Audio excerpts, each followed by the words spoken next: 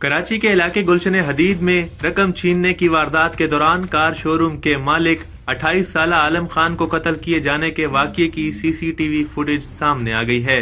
Police کے مطابق مقتول عالم خان بینک سے 8,90,000 روپے لے کر نکلا تھا۔ سی سی ٹی وی فوٹیج کے مطابق ایک مشکوک شخص بینک میں مختصر وقت کے لیے داخل ہوتا ہے اور پھر باہر جاتا ہے۔ پولیس کو مشکوک شبہ ہے۔ مشکوک شخص بینک کے باہر نکلنے کے بعد ایک گاڑی میں بیٹھ جاتا ہے۔ پولیس کو شک ہے کہ ملزمان کے ساتھی موٹر سائیکل پر بھی تھے۔ ایک اور فوٹیج میں موٹر سائیکل پر سوار 3 ملزمان کو دیکھا جا سکتا ہے۔ ملزمان نے اسلحے کے زور پر گاڑی کو روکا۔ 2 ملزمان موٹر سائیکل سے اترے اور گاڑی سے دونوں افراد کو باہر نکال کر تلاشی لی۔ واردات کے دوران گلی میں موجود لوگوں میں خوف و ہراس پھیل گیا۔ ملزمان واردات کے بعد بآسانی فرار ہو گئے۔ ملزمان نے واپس جاتے ہوئے فائرنگ بھی کی۔